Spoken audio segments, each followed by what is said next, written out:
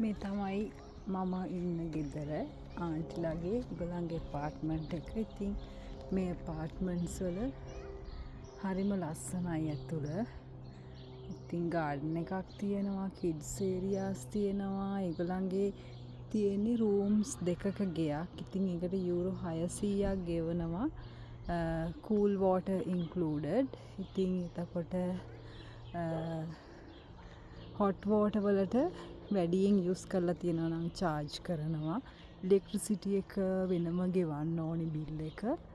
ඉතින් ඒක ඒගොල්ලන්ට ලොකු කොස්ට් එකකුත් නෙවෙයි ඇත්තටම. දැන් වෙලාව 7:00ට විතර ඇති. බලන්න පුළුවන්. ඉතින් තාමත් හොඳට ඉර පායලා තියෙනවා.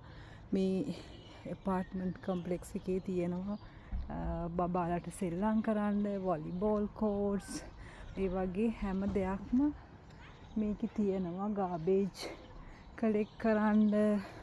එතකොට පාර දෙපැත්තේ මේක බස් යාම යන්නේ නැහැ. ඉතින් පාර දෙපැත්තේ තමයි ඔක්කොම වාහන පාක් කරන්නේ.